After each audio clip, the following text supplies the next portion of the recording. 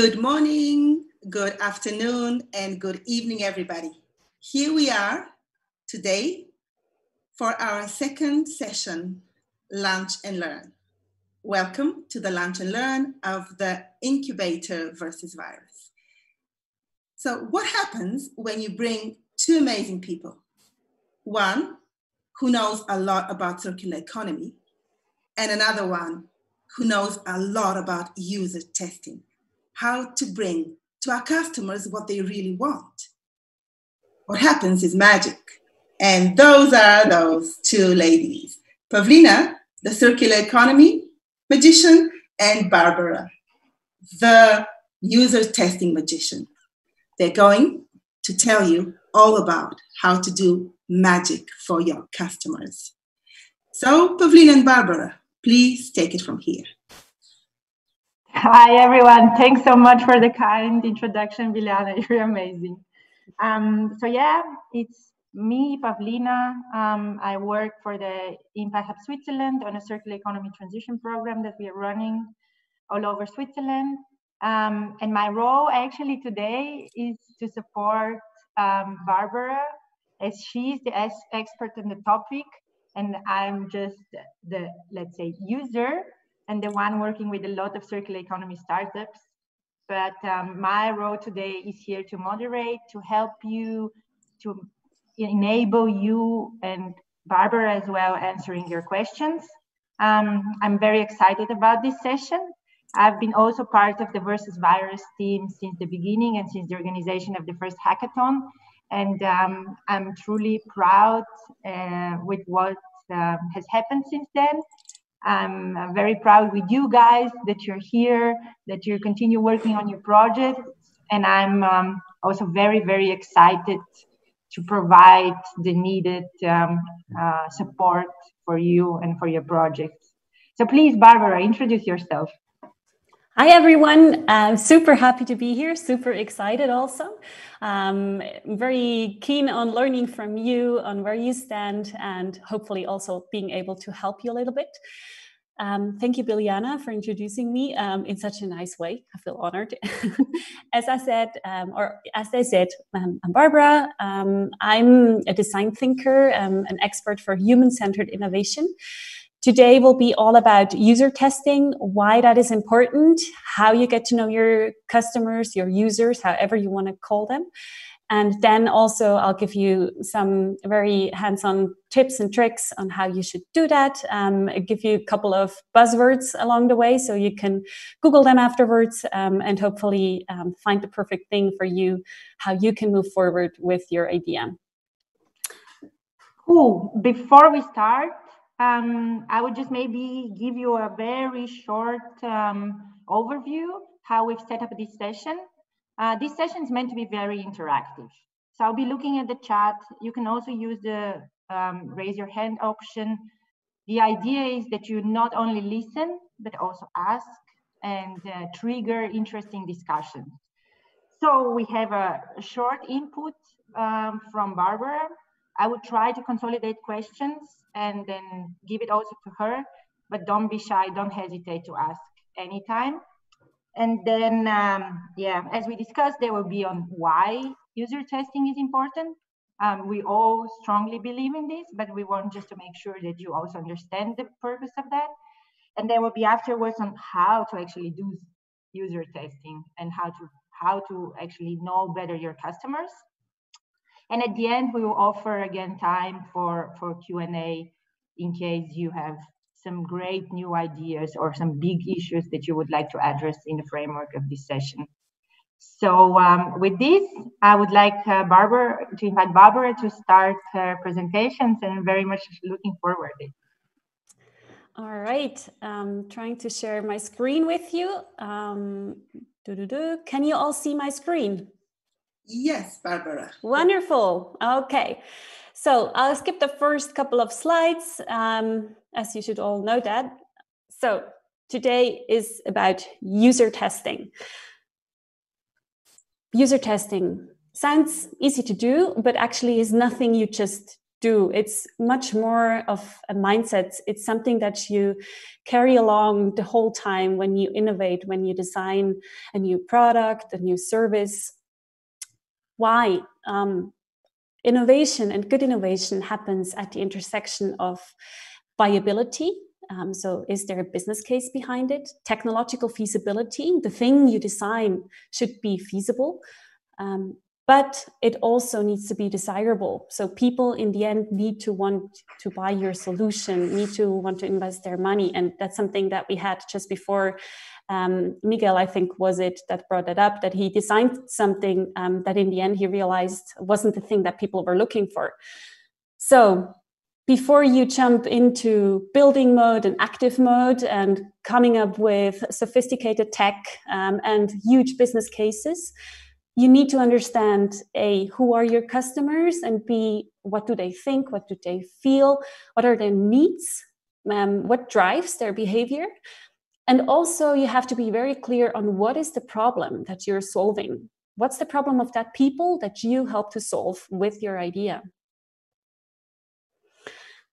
Why? Why is that so important? Miguel made this beautiful example before. One thing I'd like to share at this point is the image that you see. Sometimes we happen to design something because it looks beautiful. Here, for example, you see this nice pathway, but people in the end don't use it, although it looks beautiful, they just take the shortcut. In the end, what you want is to design something that people need, want, buy.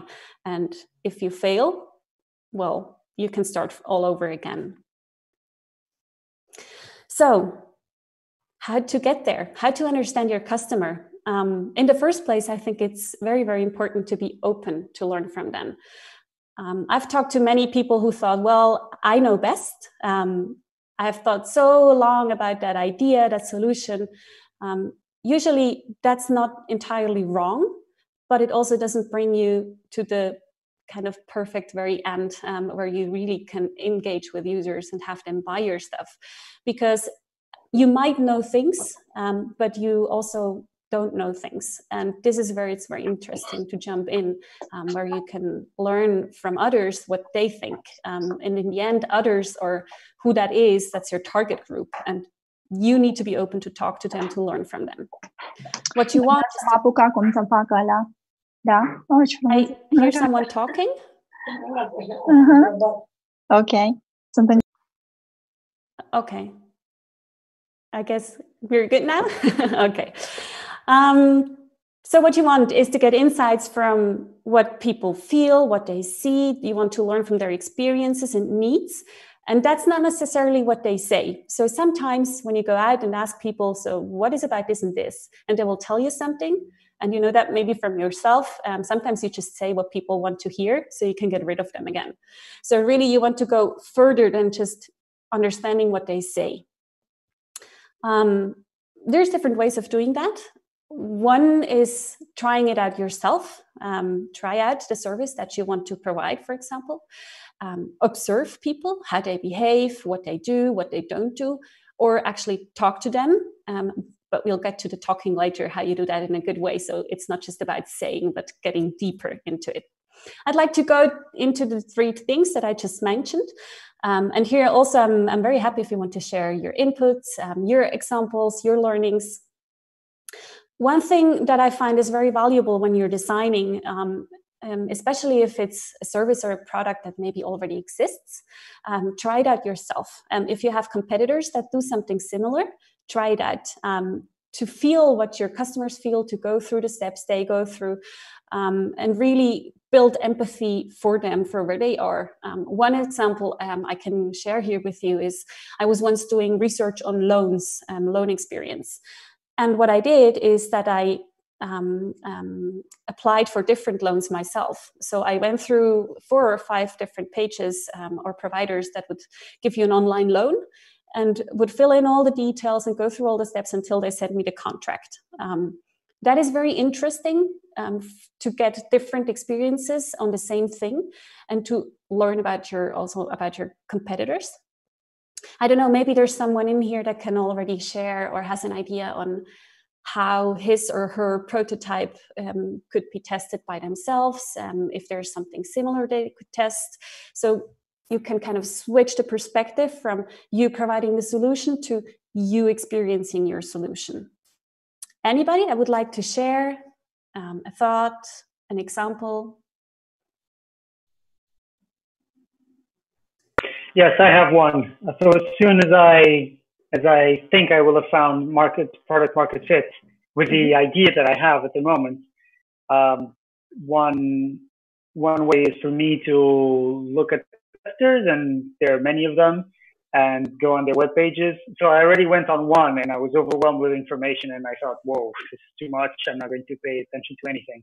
So that's useful, because then on my website, I should only provide the minimum amount and possibly only images. Cool. Cool. I also see that Ro gave an example about changing her habits. Maybe you want to elaborate on this? Yeah, 6 years ago, I changed my eating habits because I lost a friend to bowel cancer, and it sort of made me wake up and realise that what we're eating is not supporting our bodies.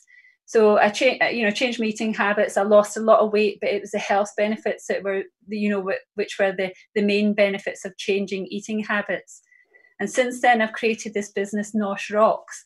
And in the last year and a half, I've actually been doing prototyping 8-week body transformation challenges. And in each week, we look at something. We have an apéro, really something that's really nutrient rich, different foods.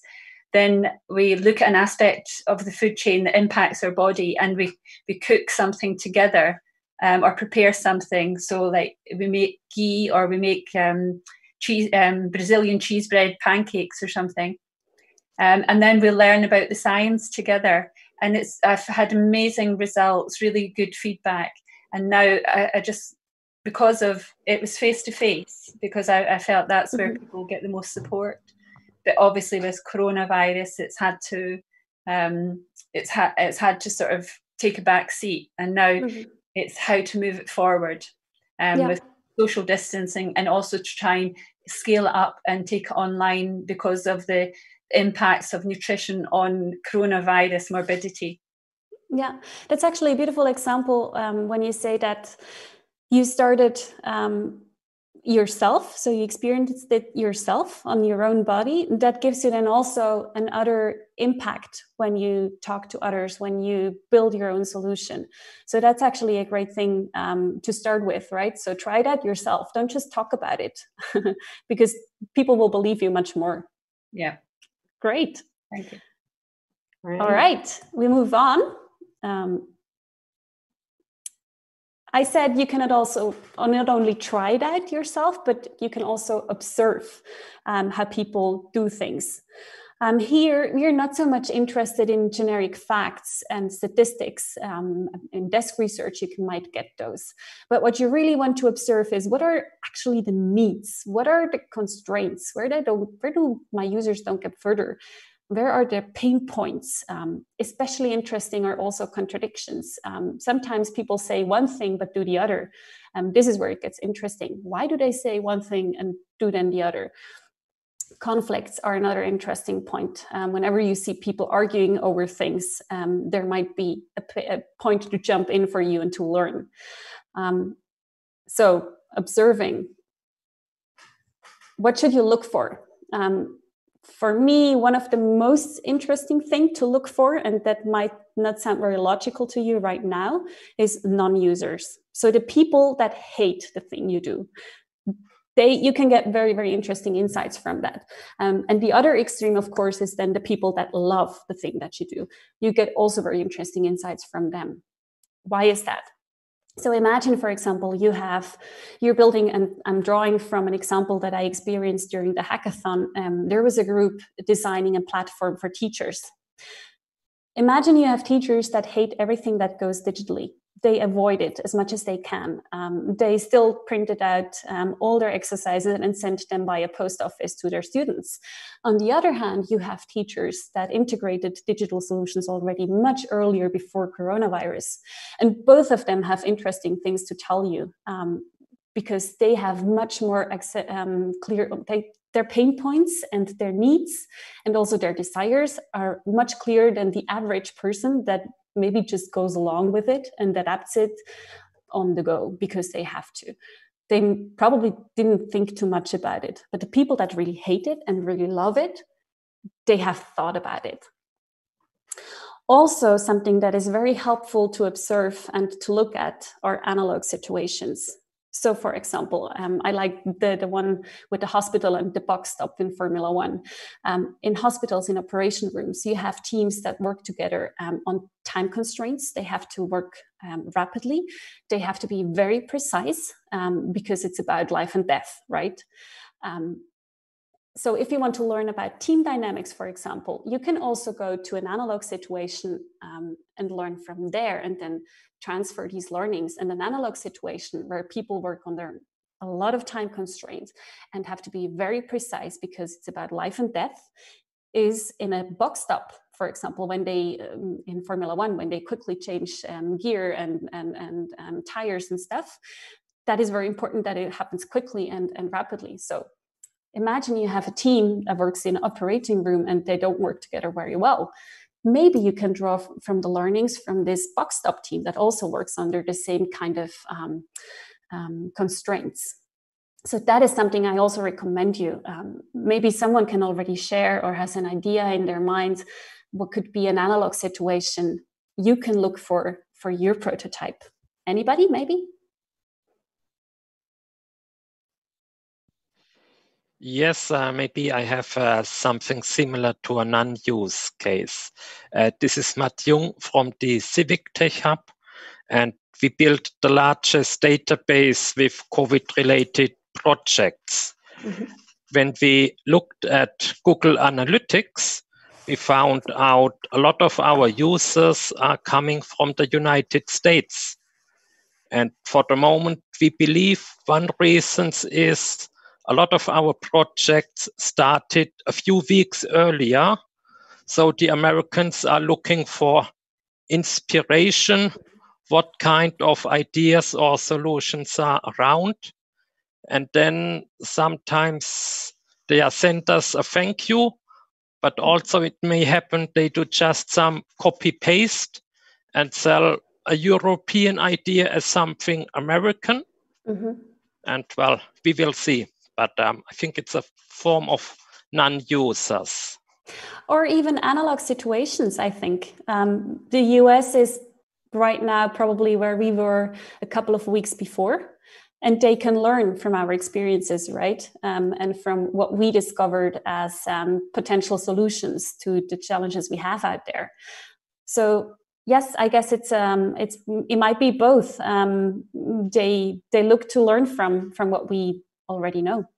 Yes, we think it can be both. Mm-hmm. Some civics from Canada or the United States, mm-hmm. they proactively reached out to us to find out what's the Civic Tech Hub doing. We cooperate with DevPost. So what are you? So we will see. Cool. I see Liz Leon, you also have something to share. Yes. I was going to share that because we're looking at creating a solution for stressed parents. And since it's really hard to just find them, for user testing, we're just actually creating an analog situation and basically creating parent groups so we can identify pain points through virtual parent groups. Good, great. Very quickly, Barbara, for those of our listeners today who don't know what an analog situation is, can you briefly explain? All right. So an analog situation. Oh, okay. How to put that in other words? That's a good task, Liliana. Basically, is a similar situation. So if you find, as I explained before, right, you have certain conditions in one situation, and you try to find a similar situation in another context. I don't know if that makes it any easier to understand. But basically, I tried to clarify that a bit with the examples I gave before, right? You have a situation in hospital where time is essential and precise work is essential. The same is true for the box stop. So these situations under these conditions are similar. So they're analog in a way. Does that make sense? Beautiful. Yes, it does. Thank you. You're welcome. Okay, something that is also interesting to observe are misuses, workarounds. So the thing that you saw before with the pathway, where the people just took another way that was actually designed, surprises. There's a couple of examples I can share with you. Some are a bit silly, others are more interesting. So for example, a misuse or a workaround is using a teeth brush to clean your shower, kind of the corners of your shower where you don't get well. So you use a teeth brush for that, right? But it's actually not made for that. Also, sometimes you see people pulling up their hair and putting a pen into their hair because they don't have a hair tie with them. That's also some kind of workaround or misuse. A more, let's say, concrete one, or one that found an adaptation in real life, is sometimes you see people when they wear a helmet, for example, when they're biking or skiing or so, where they put their mobile phones under the helmet and kind of in there it sticks, and then they talk via the phone.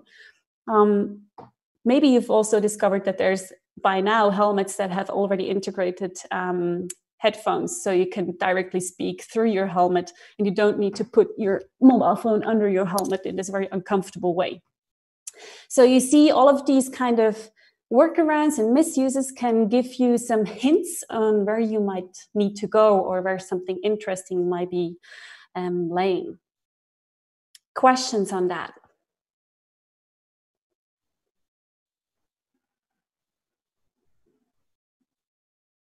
I don't see anyone Great.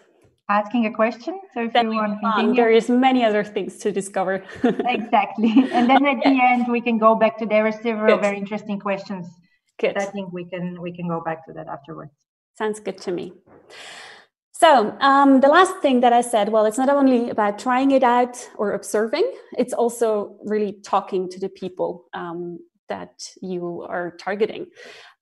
Really, it's about having a conversation. And that sounds very easy, but I know it can be very difficult. So imagine yourself going out on the street and talking to random strangers about your idea. That is not so easy, especially because you should not just talk to anybody or just your friends to learn, but really to the people that you're targeting.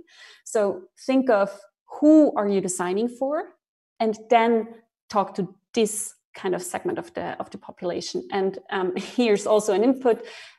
You're not designing for whole Switzerland. That's something that also before someone said, that I find that a beautiful learning that you have. So really think of who is the target user you have and start talking to these people. A bit of science to sprinkle in here. Why is it so hard to go out and talk to people? Because usually we underestimate the willingness and the ability other people have to help us. So I fear that you will say no if I ask, can you answer me a question? Would you have a moment to talk to me?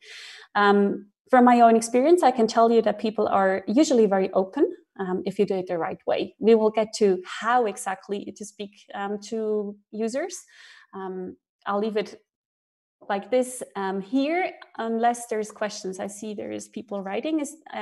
Pavlina, are there any questions on that, or anybody would like to? No. We're like, I was.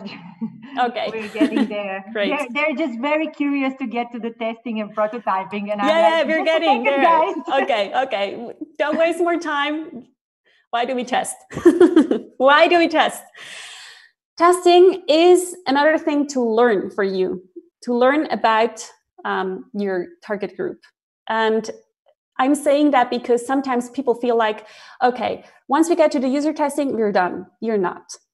Okay? Testing is just one step further. And sometimes testing will bring you back to field one, because through testing, you learn that what you did just doesn't work.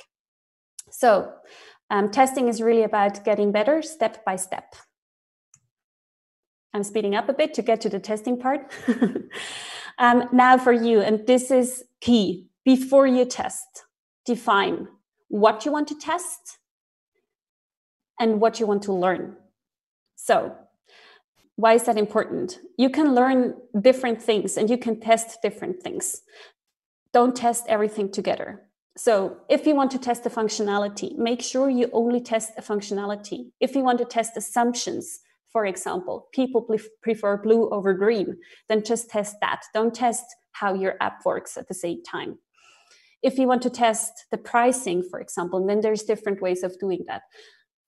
Be clear before you start testing on what exactly it is that you want to test. And then, not less important, be clear on how and with whom you test in order to generate the feedback that you want. And here it's, again, I'm repeating myself, target group. So there's different ways of testing, and we're getting closer to what you probably or most likely are looking for. There's different ways of testing, and there's different ways of getting results out of testing, and not all the results are equally interesting or good. So when we speak about relatively weak evidence, when we test what people say, we do that, for example, through surveys or interviews. Or when we check how many people say what, or how many people are interested in what. For example, when you are searching forums or social media, when you see, check what people write on Facebook to understand what are their, what do they think about something. When you talk to people in interviews, you usually get something what they say, but that is not necessarily the same as to what they do. So in an interview, what you want is not to learn about, would you pay a certain price or would you buy that? Because people will tell you yes, but then doesn't really mean that they would also actually do that. So what you want to learn from interviews or surveys is learning about their needs.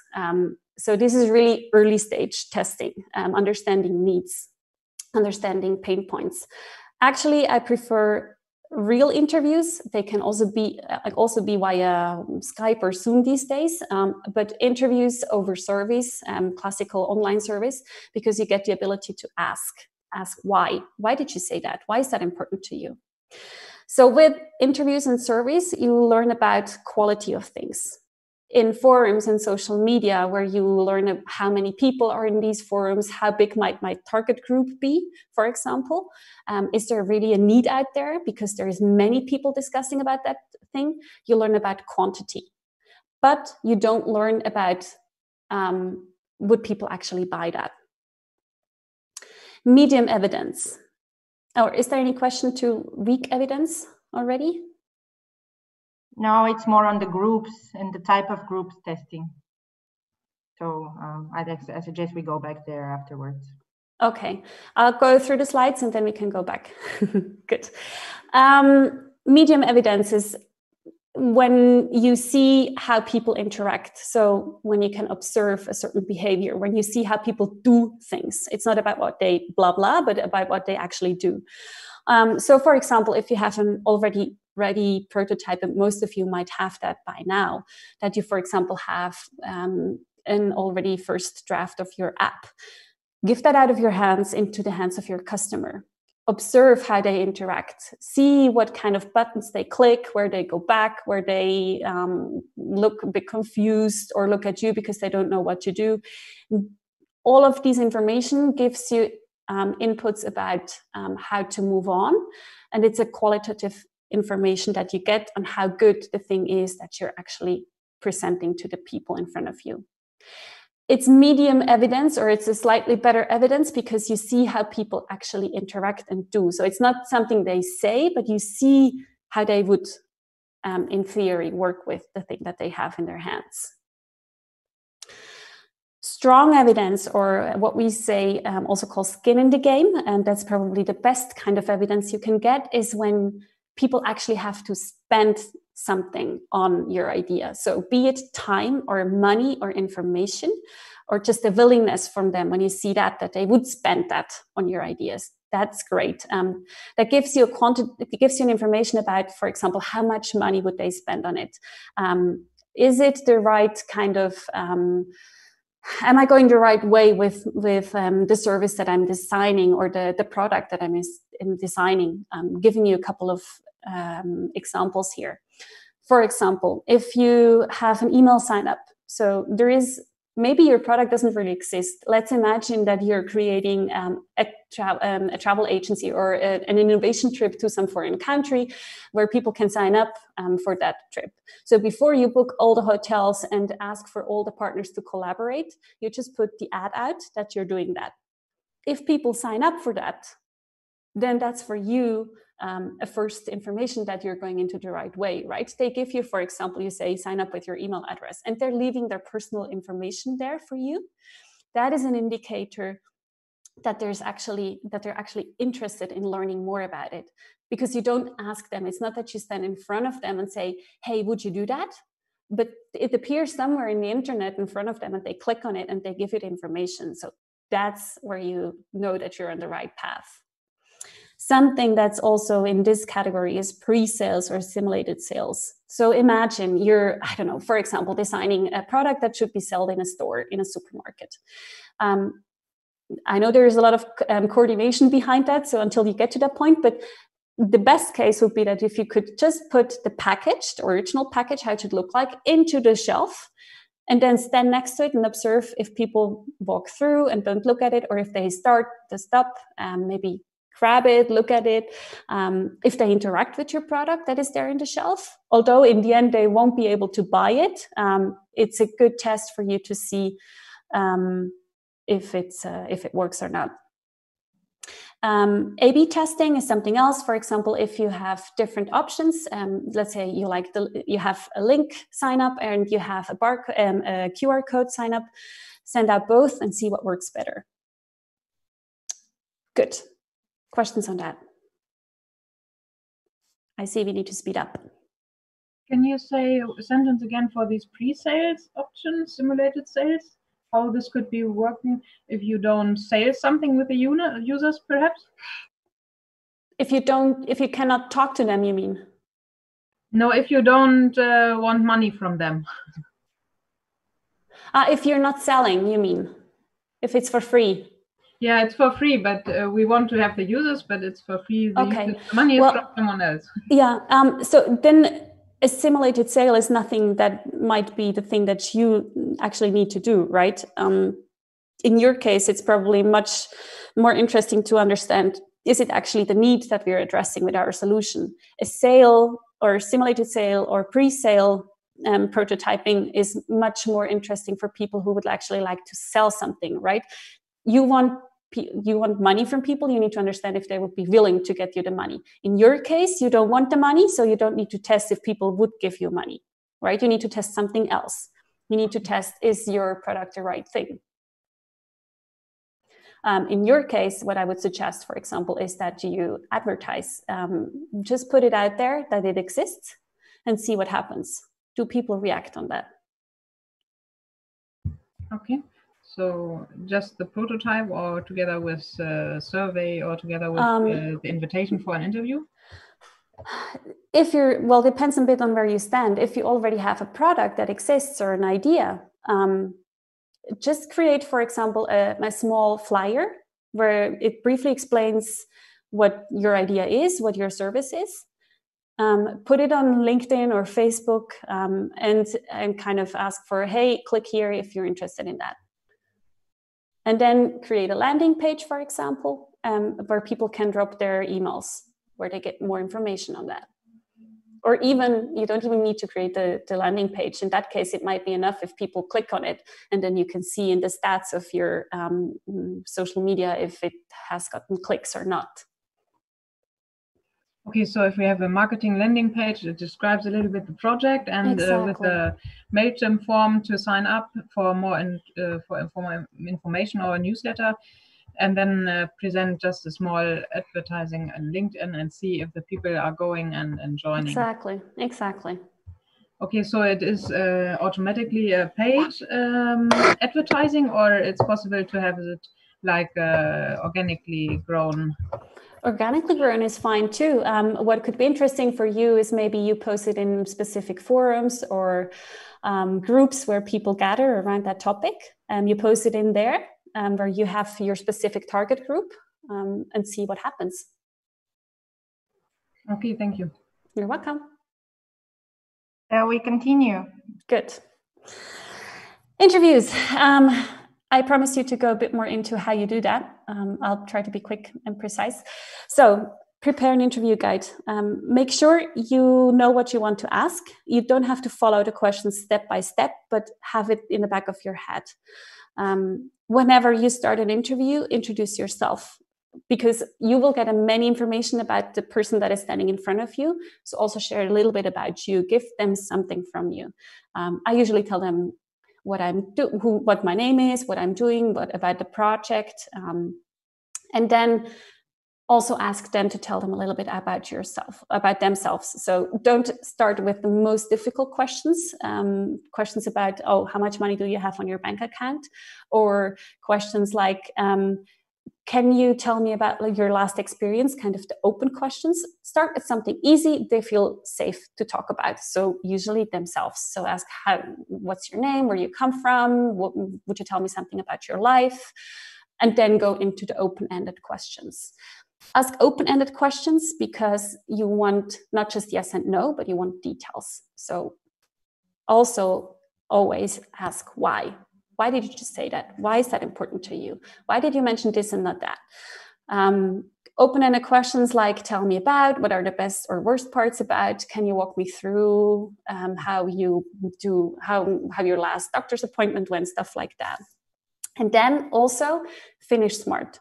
One thing I always do is that I write down while I'm interviewing, and then I close my notebook and say, thank you so much. That's it from my side. Is there anything you would like to share with me? And by closing the book, I'm suggesting that the interview is over and people feel a bit liberated because the formal part is over, and they are much likelier to give you the informal information afterwards because this interview is over, right? So it doesn't matter anymore. I can tell it now. So always give them the opportunity to add on what you just asked if there's something else.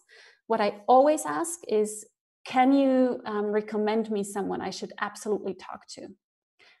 And what I also always ask is, would you mind giving me your email or your phone number so I can come back to you once I have an iteration of my prototype?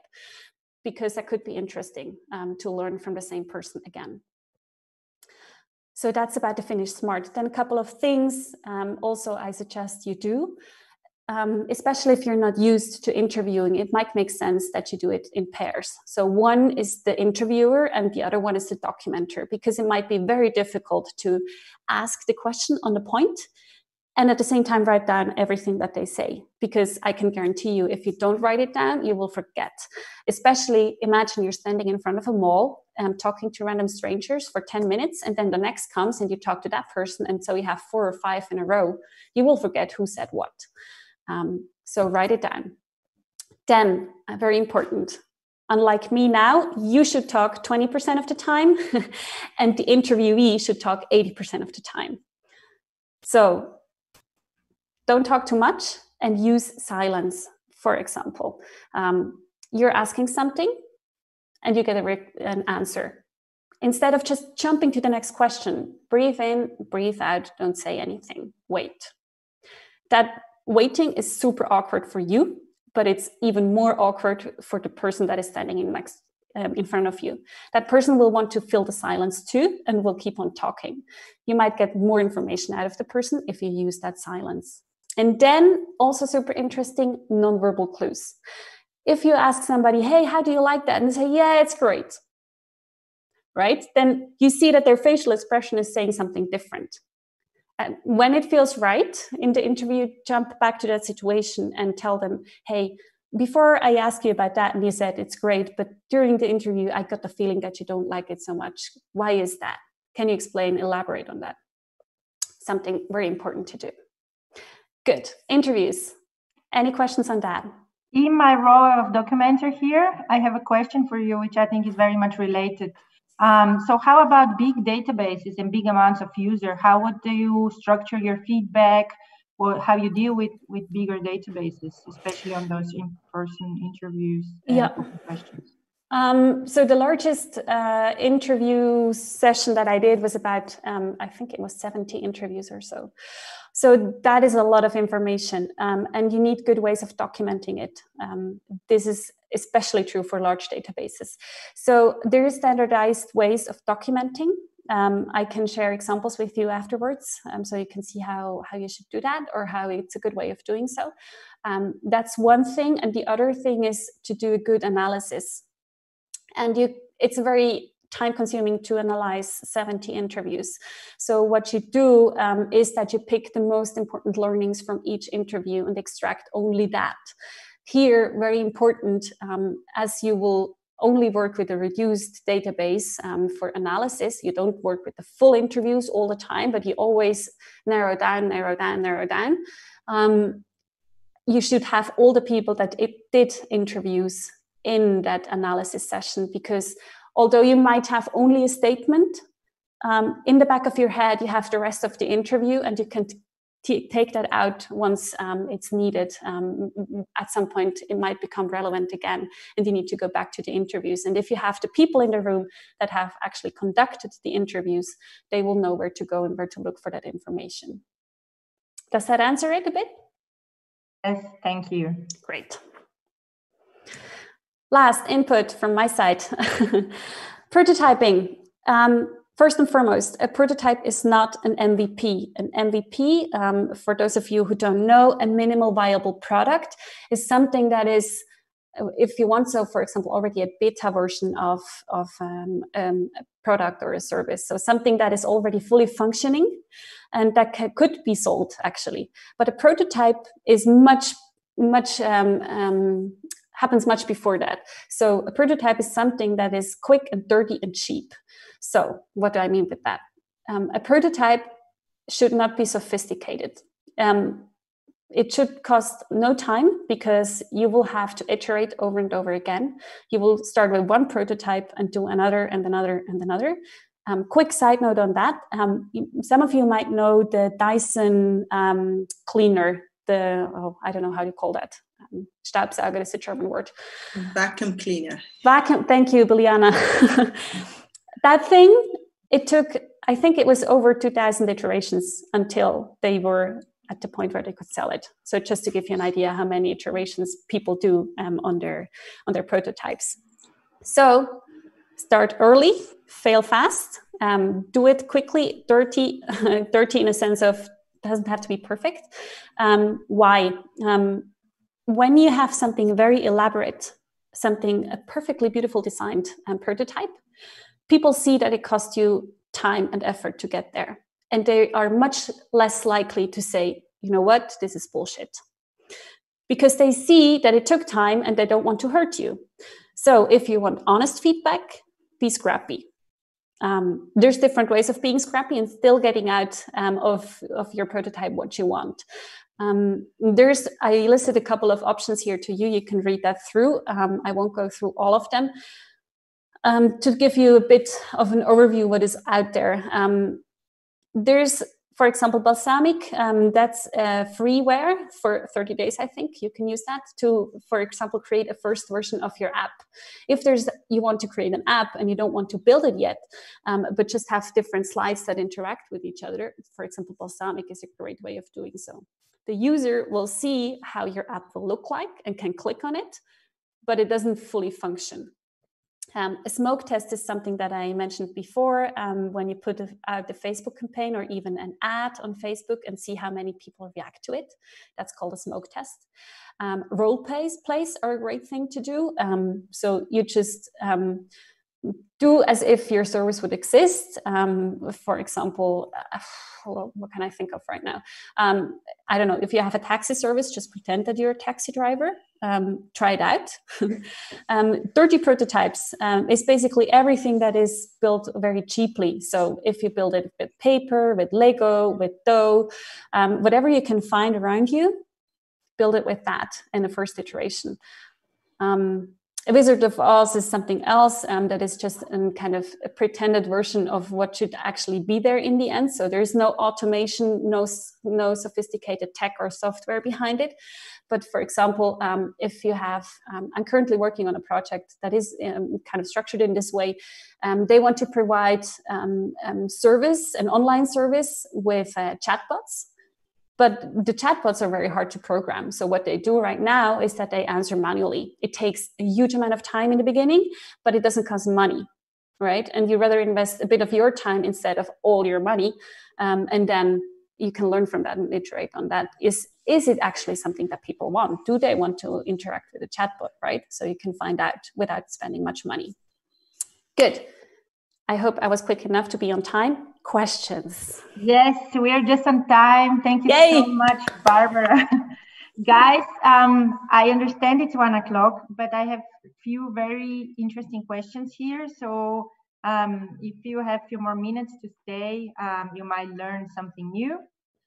And before I give the floor to everyone to ask, maybe I can just pick up from those that I have. Actually, we had a very interesting question from Johannes about the special requirements for testing particular groups.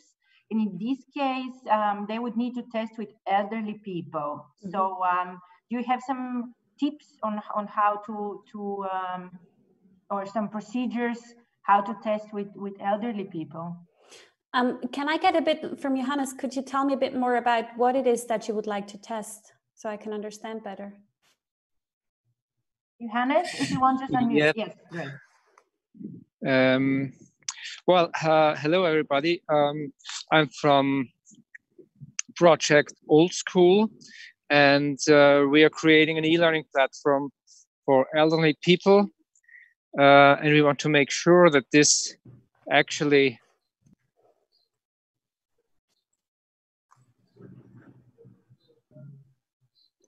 so that they actually learn from it, or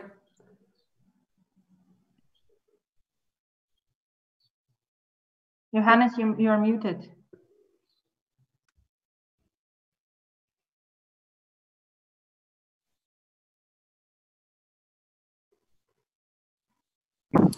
So okay. you know, sorry, I'm out on the road. So yes, it's an e-learning platform. We want them. It should have some joy of use. It should make them. It should be convincible, and they should actually love to use it. And so we were thinking of special requirements, or are they just as all of us? And who is all of us? The other question, but okay. Yeah. So basically, you're at an interesting point right now because you have already a solution in mind, although it's not very clear to you, if I understand correct, what is actually the need, or what is it that will make it interesting, right? So you're somewhere in between. Now, in your specific case, I would go one step back and start talking to these people. Try to understand, do they actually still feel that learning is interesting to them, right? I would say yes, from my perspective and my assumptions, but maybe it's not. And you don't know that because you're not in their body, in their minds, right? So try to understand, is that something they actually want, they would find interesting? And then also, maybe what is it that they find interesting? What kind of content would they like to learn about? Then what also could be interesting for you to learn is digital really the way they want to learn? Or would they prefer to get a weekly letter where they have some exercises in it? So before you start building on a platform and investing much time on how that could look like, try to go back to understanding what is it that they want? And when you say elderly people, that's also a huge part of population, right? Try to be more specific. Is it elderly people living on their own? So who don't have a partner anymore and live on their own in their own flat? Or is it elderly, very active people that just got retired? Or is it elderly people that live in I'm missing the word again. Liliana, your turn. Altersheim? Old house. Senior homes. Senior homes. Yes. Yeah. That's a very. Thank you very much. That's very useful. We're actually thinking of elderly people who are not mobile enough to go to Volkshochschule and the places they might used to go, and coming from the Corona crisis where they were locked down at home, and but going beyond that, it for our estimation, it makes sense for them to offer them digital possibilities to keep on learning, presuming that learning is something that makes joy or makes sense for itself, not only for a purpose for a job or something like that. You know? Fully agree with you. I would go with, as I said before, mobile version. So don't focus too much yet on the digital one, on the one hand, and on the other hand, on what is it that they'd like to learn. So you need to understand better the content that they would like to have. Also, maybe a tip here for that could help you on how to get to that people. Try, for example, NGOs like Prosenectute, if they can connect you with people.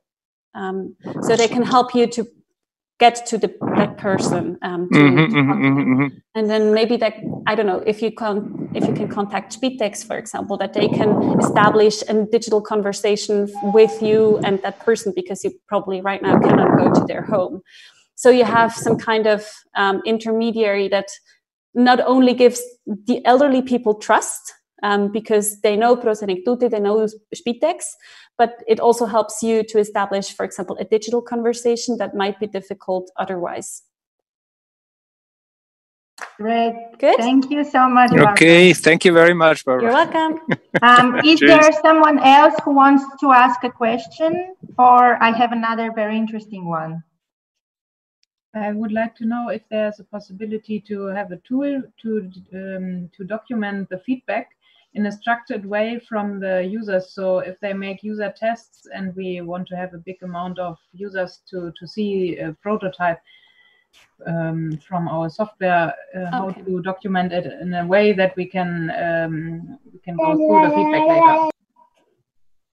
So basically, if I understand correct, and hello to the little one that's there. My daughter. She's cute. I'm no data analyst, and that's really not the topic I'm very strong and good in. And I feel like your question is going a bit into that direction, right? How to analyze large databases that are not qualitative, but quantitative.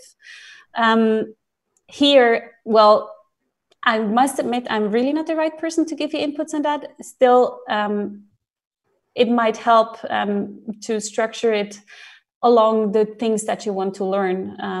As I said before, if you want to test how many people click on it, then, well, that's probably the most important figure that you need to know. In terms of tools, if I know a good one, I have to say I don't, unfortunately. And I hope, and I can look for internally in our group if you find someone that could help you on that. Yeah, that would be perfect. The tool I'm looking for is some kind of, they see a screen and they want to give feedback on it. So they don't have to say afterwards, yeah, it was on the 3rd second and I was on the right side left. So the tool should be like, I see this screen and I give directly my comment on.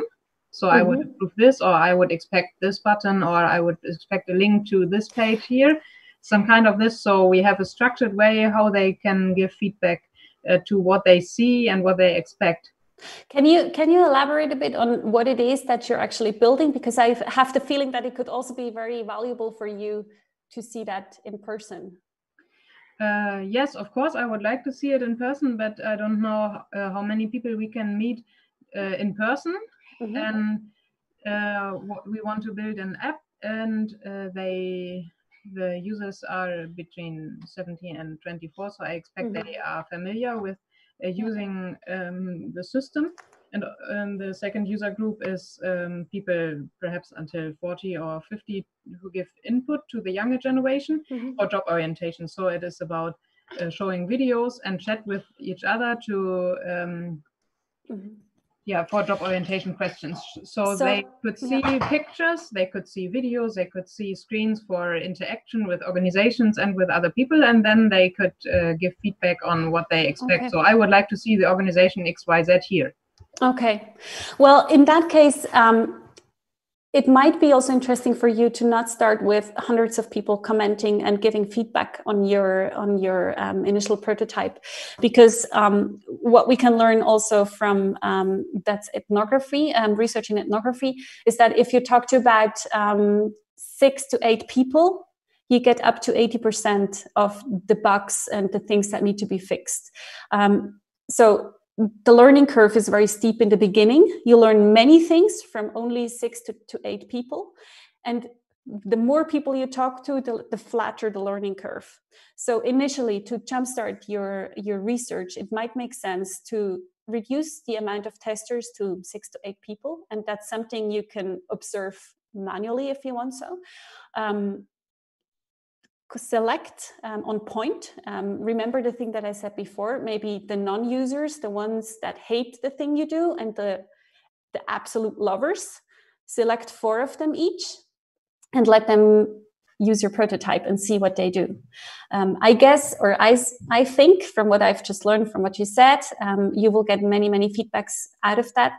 That will be very helpful for the next iteration, because also think of, if you do a large testing, it takes more time on analyzing the data, on iterating. So you're going big again, instead of taking a little step, talking to 8 people, integrating that learning, and then go out and talk to 8 people again and integrate these learnings again, where you go step by step and testing feature after feature instead of going big and wild.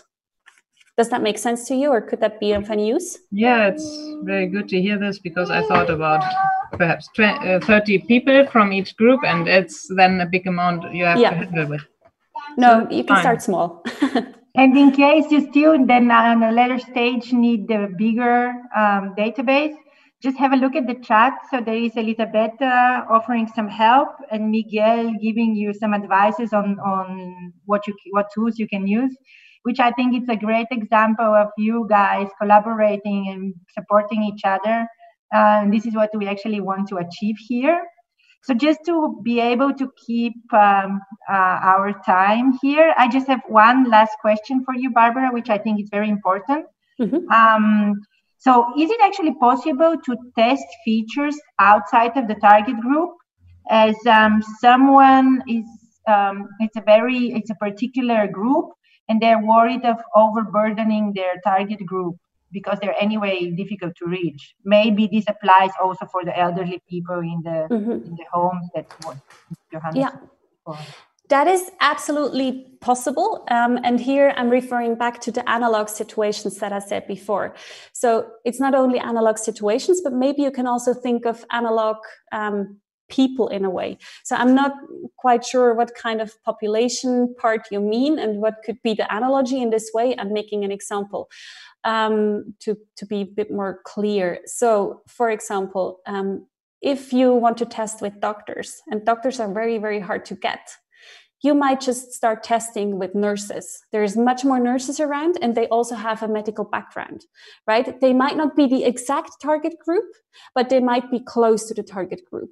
So if you start thinking about alternatives, then yes, absolutely do so. Just keep in mind what it is that you want to test and what could be the kind of the similarity between the actual target group and the one that you're testing with.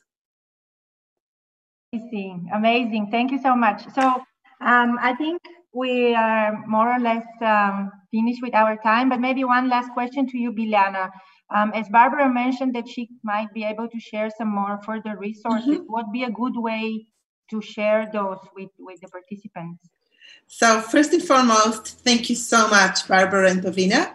A great way would be the Slack channel. We have a Lunch and Learn Slack channel, and we have the Lunch and Learn library, where you can find all our videos, our lunch sessions. You can also find them on our website. And of course, you can always find us, Barbara, Pavlina, and myself on the Slack channel and ask direct questions. But before we finish, I have learned something. And here's what I've learned. I learned one question. So what would you, all of you out there, recommend as a topic that we must talk about next time?